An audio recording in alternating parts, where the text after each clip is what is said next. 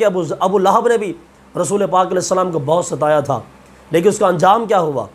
اس کا آخری ٹائم کیسا ہوا کہ جب وہ مر گیا تو اپنے گھر کے صحن میں پڑا ہوا تھا، اس کے منہ سے بڑا چھوٹا پیشاب چل رہا تھا، اس کی بدبو کی وجہ سے اس کے بچوں نے اس کو چھوڑ دیا تھا، اس لیے کہ وہ ظالم انسان تھا۔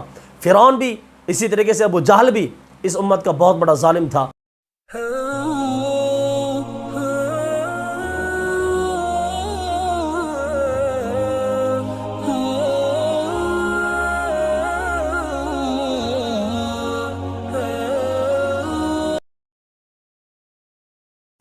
بسم اللہ الرحمن الرحیم، حامدا و مصلیا اما بعد، قال اللہ تبارک و تعالی فی کلامہ المجید فقطع دابر القوم الذین ظلموا والحمد للہ رب العالمین۔ اللہ تعالیٰ کا یہ اٹل فیصلہ ہے کہ اللہ تعالیٰ ظالمین کی جڑ کو اکھاڑ دیتا ہے۔ ایک وقت آتا ہے کہ اللہ تعالیٰ ظالمین کی جڑ کو اکھاڑ دیتا ہے۔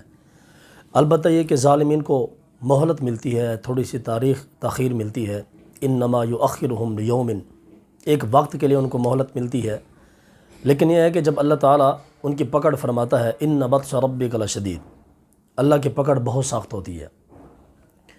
ظلم کے حوالے سے یہ تو تاریخ بالکل عیاں ہے کہ ظلم اب کا شروع نہیں ہوا، بلکہ ظلم تو حضرت جناب سیدنا آدم علیہ السلام کے بیٹوں سے جو حابیل و قابل تھے تب سے ظلم کی داستان شروع ہو گئے۔ پھر یہ کہ کسی جان کو قتل کرنا، اور آپ اندازہ کریں کہ یہ کتنا بڑا نازک مرحلہ ہے۔ ایک وہ جان کہ جس کو ماں باپ نے بڑے لاڈ کے ساتھ پالا، اس کی ماں نے اس کی تکلیف اٹھائی پیٹ کے اندر، اس کے بعد اس کو دنیا میں لے کے آئیں، اپنی چھاتی کا دودھ پلایا، اس کی پرورش کی سردیوں میں گرمیوں میں، اس کے باپ نے پتہ نہیں کہاں کہاں کمایا، پھر جا کے ایک جان تیار ہوتی ہے۔ لیکن اس جان کو بغیر کسی وجہ کے گولیاں مارنا، اس کو قتل کرنا، چھوٹے سے موبائل کے اوپر کسی جان کو قتل کر دینا، تو یہ ایک بہت بڑا ظلم ہے۔ ایسا ظلم ہے کہ جو تقریباً مسلمان کو تو نہیں کرنا چاہیے، اس لیے کہ مسلمان تو مسلمان ہے، اللہ رسول کو ماننے والا ہے، اس کو اس چیز سے گریز کرنا چاہیے۔ تو ظلم کی داستان کوئی آج کے نہیں ہے۔ یاد رکھیں جو ہمیشہ ظالم انسان ہے، تو ظالم انسان کی جو ہدایت ہے وہ بڑی مشکل ہوتی ہے۔ اللہ تعالیٰ قرآن میں فرماتا ہے واللہ لا یہدی القوم الظالمین، کہ اللہ تعالیٰ ظالموں کو ہدایت نہیں دیتا۔ تو ظالم کو ہدایت ملے یہ بہت مشکل کام ہے۔ آپ اندازہ کریں کہ جب فرعون نے 20,000 کے لگ بھگ بچوں کو ذبح کروا دیا جناب موسیٰ علیہ السلام کی میلاد کو روکنے کے لیے، تو اللہ تعالیٰ نے، چونکہ فرعون نے کلمہ پڑھ لیا تھا، تو اللہ تعالیٰ نے فرمایا کہ نہیں، فرعون اب نہیں ہو سکتا۔ تو اللہ تعالیٰ نے فرعون کی لاش کو باہر رکھا، مصر کے اندر آج بھی موجود ہے۔ اللہ تعالیٰ قرآن میں کیا فرماتا ہے فَالْيَوْمَ نُنَجِّيكَ بِبَدَنِكَ لِتَكُونَ لِمَنْ خَلْفَكَ آیَةً، فرمایا کہ لوگوں میں نے فرعون کی لاش کو باہر رکھا ہے اس لیے کہ باقی جتنے بھی حکمران آئیں گے وہ سارے کے سارے اس سے عبرت حاصل کریں۔ تو فرعون کی لاش ہے عبرت حاصل کرنے کے لیے۔ میں حیران ہوں اس بات کے اوپر کہ گزشتہ ایام میں جو ہمارے TLP والے بھائیوں نے جو جلوس نکالا میلاد مصطفیٰ کے حوالے سے، تو حویلیاں میں ان پر شیلیں کی گئی، گولیاں ماری گئیں، ان میں سے تقریباً 4 نوجوان شہید ہوئے اور سینکڑوں کی تعداد سے لوگ زخمی ہوئے۔ حیرت کی بات یہ ہے کہ ان پر ظلم کس وجہ سے کیا گیا؟ اس کی وجہ یہ ہے کہ ہم لوگ اکثر پڑھا کرتے تھے کہ یار یزید یہ کیسے ظلم کر سکتا ہے امام حسین کے اوپر، اور یہ نمرود اتنا سخت کیسے ہو سکتا ہے ابراہیم علیہ السلام کے مقابلے کے اوپر، اور یہ فرعون اتنا سخت کیسے ہو سکتا ہے جناب موسیٰ کے مقابلے میں۔ لیکن آج ہم یہ ساری چیزیں اپنی آنکھوں کے سامنے دیکھ رہے ہیں کہ یار یہ واقعی جب انسان کے دل کے اوپر اللہ تعالیٰ کی طرف سے مہر لگ جاتی ہے، ختم اللہ علی قلوبہم وعلی سمعہم وعلی ابصارہم غشاوہ، جب ان کی آنکھوں پر، جب ان کی آنکھیں بند ہو جاتی ہیں، دل بند ہو جاتے ہیں، کان بہرے ہو جاتے ہیں، جب ان کی ہر چیز بند ہو جاتی ہے تو پھر وہ لوگوں کو ناحق طور پر قتل کرتے ہیں۔ تو یہ ظلم کی داستان چلتی آ رہی ہے۔ فرعون کے بارے میں دیکھیں، نمرود کے بارے میں دیکھیں، اسی طریقے سے آگے رسول پاک علیہ السلام کی امت میں ایک شخص پیدا ہوا جس کا نام حجاج بن یوسف تھا، کہ جس نے 1,20,000 مسلمانوں کو ناحق طریقے کے ساتھ قتل کیا تھا، اور آخر میں اس نے حضرت سعید بن جبیر کو قتل کیا تھا، حجاج بن یوسف نے۔ تو حضرت سعید بن جبیر نے، آپ نے اس کے خلاف چونکہ آواز اٹھائی تھی کہ یہ ظالم حکمران ہے، تو حجاج نے ان کو پکڑوا لیا، بلوا لیا حضرت سعید بن جبیر کو۔ تو حجاج نے ان سے کہا کہ بتاؤ بھائی نبی پاک علیہ السلام کی ذات کیسی تھی؟ حضرت سعید بن جبیر نے کہا بھی وہ اعلیٰ اکمل تھی وہ تو۔ اس کے بعد اس نے کہا کہ بتاؤ صدیق اکبر کی ذات کیسی تھی؟ تو جناب سعید بن جبیر نے فرمایا کہ وہ تو ظاہری سی بات ہے رسول اللہ کے خلیفہ اول ہیں۔ نبی پاک علیہ السلام کے ساتھ رہے ہیں۔ تو حجاج نے پھر پوچھا سعید بن جبیر سے کہ بتاؤ عمر بن خطاب کی ذات کیسی تھی؟ آپ نے کہا کہ وہ تو حق و باطل میں فرق کرنے والے ہیں، عمر بن خطاب کی تو کیا کہنے۔ اس طرح کرتے کراتے وہ حجاج بن یوسف اپنے تئیں آیا، اس نے کہا کہ اے سعید بن جبیر مجھے بتاؤ کہ میں کیسا حکمران ہوں؟ تو حضرت سعید بن جبیر نے فرمایا کہ تو ظالم حکمران ہے، تو ظالم ہے، مسلمانوں کو قتل کرنے والا ہے۔ تو حجاج نے حکم دیا کہ اس کو بھی قتل کر دو، اس کو بھی شہید کر دو۔ تو جب حضرت سعید بن جبیر کو شہید کیا جا رہا تھا تو آپ نے اپنا رخ مبارک کعبے کی طرف موڑ لیا۔ حجاج نے کہا کہ اس کے چہرے کو کعبے سے ہٹا دو۔ جب کعبے سے ہٹا دیا گیا تو حضرت سعید بن جبیر نے ایک آیہ کریمہ پڑھی، وَلِلَّهِ الْمَشْرِقُ وَالْمَغْرِبُ فَأَيْنَمَا تُوَلُّوا فَثَمَّ وَجْهُ اللَّهِ، جس کا مفہوم یہ تھا کہ منہ جدھر بھی کرو اللہ کی ذات ہی ہے۔ تو حجاج نے جب حضرت سعید بن جبیر کو شہید کیا تو حضرت سعید بن جبیر نے ایک دعا مانگی تھی کہ یا اللہ میری یہ دعا قبول فرما کہ آج کے بعد یہ حجاج کسی انسان کو قتل نہ کر سکے، کسی انسان کو شہید نہ کر سکے، کسی کے ساتھ زیادتی نہ کر سکے۔ حضرت سعید بن جبیر کا وصال ہو گیا، آپ شہید ہو گئے۔ اس کے بعد جو حجاج بن یوسف کے ساتھ جو معاملہ پیش آیا کہ حجاج بن یوسف کو اللہ تعالیٰ نے جو سزا دی اس دنیا کے اندر، جب اس کو سردی لگتی تھی تو آتا تھا آگ کے اوپر آگ سیکنے کے لیے، اس کی تپش لینے کے لیے، تو لکھا مورخین نے کہ اس کی کھال جل جاتی تھی لیکن اس کی سردی ختم نہیں ہوتی تھی، اور ابو جہل کے سارے جسم کے اندر کیڑے پڑ چکے تھے کیونکہ اس نے لوگوں کو ناحق قتل کیا تھا، لوگوں کو ناحق شہید کیا تھا۔ تو ظالمین کا جو انجام ہے وہ تاریخ کے اندر بالکل عیاں ہے۔ تو یہ جتنے بھی حکومت وقت ہیں اور بالخصوص یہ جو ٹی ایل پی پہ حملہ کرنے والے ہیں ان کو ہوش کے ناخن لینے چاہیے کہ تم لوگوں نے پاکستان کا کیا حال کر کے رکھ دیا۔ وہ لوگ جو مصطفیٰ کریم کے نام کے اوپر میلاد نکال رہے ہیں، جلوس نکال رہے ہیں، نعرے لگا رہے ہیں حضور کے عشق میں، حضور کی محبت میں، آپ ان لوگوں کو شہید کر رہے ہیں۔ پھر وہ جو اقبال نے جو کہا تھا کہ فکر عرب کو دے کہ فرنگی تخیلات اسلام کو حجاز و یمن سے نکال دو، تو وہ کون ہے اسلام کو نکالنے والے؟ وہ فاقہ کش جو مور سے ڈرتا نہیں ذرا، روح محمدی اس کے بدن سے نکال دو، وہ کون ہے جو روح محمدی بدن سے نکالنے والے ہیں؟ تو یہ جو آج کے حکمران ہیں یہ روح محمدی بدن سے نکالنے کا ذریعہ بن رہے ہیں۔ ان کو شرم نہیں آتی، ان کو حیا نہیں آتی۔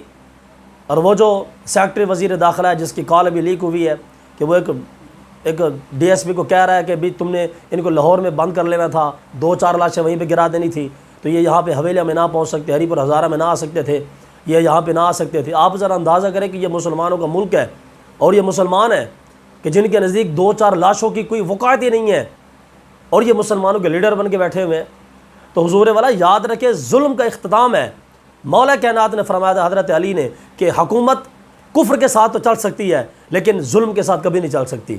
اور حضرت امام حسین نے بھی فرمایا تھا، آپ نے فرمایا تھا کہ لوگوں ظلم کے خلاف جتنا جلدی ہو سکے کھڑے ہو جاؤ، اس لیے کہ اگر تم نے ظلم کے خلاف کھڑے ہونے میں دیر لگا دی تو پھر تمہیں زیادہ قربانی پیش کرنی پڑے گی۔ تو یہ جو ہمارے تحریک لبیک یا رسول اللہ والے جو ہمارے حضرات ہیں سروں کے تاج ہیں، اس لیے کہ باقی جو ہیں مذہبی جماعتیں وہ تو اپنی کرسی کے چکر میں ہیں، ان کو کرسی کے لیے جلوس نکالنا پڑ جاتا ہے تو نکال لیتے ہیں۔ ویسے وہ میلاد کے نام پہ جلوس والے کو کفر کے فتوے لگاتے ہیں، وہ بدعت کے فتوے لگاتے ہیں۔ تو یہی اقبال نے کہا تھا کہ اے میر سپا میں نے تیری سپا دیکھی ہے، کل واللہ کی شمشیر سے خالی ہے یہ نیام۔ اقبال نے کہا کہ تیرے اندر کھوکھلا ہے تو حضور کے نام پہ کچھ بھی نہیں کر سکتا، دین کے نام پہ کچھ بھی نہیں کر سکتا۔ بالخصوص یہ جو ہمارے مذہبی جماعتیں اسمبلی کے اندر بیٹھی ہوئی ہیں یہ کہاں مر گئی ہیں؟ یہ کیوں نہیں روکتی حکومت وقت کو؟ اور یہ جو ہماری قوم ہے بیچاری جو آج بھی کھڑی ہوئی ہے ہمارے خان صاحب کے پیچھے، جبکہ ہر بندہ یہ جانتا ہے، یہ بات مسلم ہے بالکل کہ 2017 سے لے کر اور 2022 تک جب بھی کوئی معاملہ ایسا پیش آیا، ختم نبوت کا مسئلہ آیا تو یہ ہمارے ٹی ایل پی والے بھائی نکلے، ناموس رسالت کا مسئلہ آیا ٹی ایل پی والے نکلے، اگر آسیہ کا معاملہ ہوا ٹی ایل پی والے نکلے، اسی طریقے سے یہ جو حضرت غازی صاحب کا معاملہ ہوا ٹی ایل پی والے نکلے تھے۔ تو یہ حقیق سچی بات ہے کہ رسول پاک علیہ السلام نے ایک مقام پہ فرمایا تھا، فرمایا کہ ایک ایسی جماعت ہوگی میری امت میں جو ہمیشہ حق پر ڈٹی رہے گی، جو ظالم سے ڈرنے والی نہیں ہوگی، اور آج وہی جماعت ٹی ایل پی والی تحریک لبیک یا رسول اللہ ہے کہ جو ظالمین کے مقابلے میں کھڑے ہو کے ظلم کا برداشت بھی کر رہی ہے اور مصطفیٰ کریم کے نعرے بھی لگا رہی ہے۔ لیکن میں آخر میں یہ عرض کرنا چاہوں گا کہ میرے دوستو، ہم نے ملک پاکستان جو اللہ تعالیٰ نے ہمیں ایک معجزانہ طور پر عطا کیا ہے، ملک پاکستان جو ہمیں ملا تو کس حالت میں ملا کہ وہاں پہ کفر کا غلبہ تھا، ہند کی سکھوں کی اکثریت تھی اور مسلمان اقلیت میں تھے، مسلمان تھوڑے تھے، اور اللہ تعالیٰ نے اس ملک پاکستان کو ماہ رمضان المقدس میں عطا فرمایا، اور ماہ رمضان کے سب سے افضل ترین رات جو خیر من الف شہر ہے، اس کے اندر اللہ تعالیٰ نے ہمیں یہ ملک پاکستان عطا کیا۔ تو ملک پاکستان کا مقصد کیا تھا؟ ملک پاکستان کا مقصد بنانے کا یہ تھا کہ ہم یہاں پہ اللہ کے دین کو نافذ کریں گے، رسول اللہ کے حکام کو نافذ کریں گے، یہاں پہ مصطفیٰ کے ترانے پڑھے جائیں گے۔ لیکن الٹا کیا ہوا کہ یہاں پہ جو مصطفیٰ کریم کے ترانے پڑھنے والے ہیں ان کو شہید کیا جا رہا ہے۔ آخر میں ریکویسٹ کرنا چاہوں گا میرے بھائیو، یاد رکھو ظلم کا اختتام ہے، وَسَيَعْلَمُ الَّذِينَ ظَلَمُوا أَيَّ مُنقَلَبٍ يَنقَلِبُونَ، ظلم کا اختتام ہے، فَقُطِعَ دَابِرُ الْقَوْمِ الَّذِينَ ظَلَمُوا وَالْحَمْدُ لِلَّهِ رَبِّ الْعَالَمِينَ۔ ظلم کی رگ ایک دن کٹ جائے گی۔ اور یاد رکھے کہ ابو لہب نے بھی رسول پاک علیہ السلام کو بہت ستایا تھا، لیکن اس کا انجام کیا ہوا؟ اس کا آخری ٹائم کیسا ہوا کہ جب وہ مر گیا تو اپنے گھر کے صحن میں پڑا ہوا تھا، اس کے منہ سے بڑا چھوٹا پیشاب چل رہا تھا، اس کی بدبو کی وجہ سے اس کے بچوں نے اس کو چھوڑ دیا تھا، اس لیے کہ وہ ظالم انسان تھا۔ فرعون بھی اسی طریقے سے، ابو جہل بھی اس امت کا بہت بڑا ظالم تھا، لیکن اللہ تعالیٰ نے ظالم کو رسوا کیا کہ 2 بچوں کے ہاتھوں سے اللہ تعالیٰ نے فرعون کو ذلیل و رسوا، ابو جہل کو ذلیل کروا دیا۔ تو یاد رکھیں ظلم کرنے والا چاہے کوئی بھی ہو، چاہے وہ موجودہ حکمران ہو یا آنے والے کوئی بھی اپوزیشن کے لوگ ہوں، ظلم کا اختتام ہے۔ اس کرسی کی وجہ سے تو بڑے لوگ برباد ہو گئے ہیں۔ میں حیران ہوں اس بات کے اوپر کہ جو بندہ کرسی کے اوپر بیٹھ جاتا ہے وہ سمجھتا ہے کہ میری پوری زندگی سنور گئی ہے، اب یہاں پہ میرا قبضہ ہے، میں یہاں سے اتر نہیں سکتا۔ حالانکہ وہ اللہ تعالیٰ نے قرآن مجید میں کیسا حکم ارشاد فرمایا کہ میں نے فرعون کی لاش کو دنیا میں اس لیے رکھا ہے کہ لوگ یہاں سے عبرت حاصل کریں۔ آج کا حکمران وہاں سے عبرت کیوں نہیں حاصل کر رہا؟ اور آج کے مسلمانوں کو شہید کیا جا رہا ہے، وہ مسلمان کے جنہوں نے رسول اللہ کے حرمت میں پہرا دیا۔ ہم حیران اس بات کے اوپر کہ جناب پوری دنیا کے اندر مسلمان ذلت کا شکار ہیں، اور جو مسلمان اسلام کا نام لے رہے ہیں ان کو قتل کیا جا رہا ہے، ان کو ذبح کیا جا رہا ہے۔ اور بالخصوص میرا شکوہ ہے ان مذہبی جماعتوں سے جو اسمبلیوں کے اندر بیٹھی ہوئی ہیں، وہ الف سے بے پڑھنے کو تیار نہیں ہیں، وہ ان کے ظالمانہ نظام کے ساتھ کھڑی ہوئی ہیں۔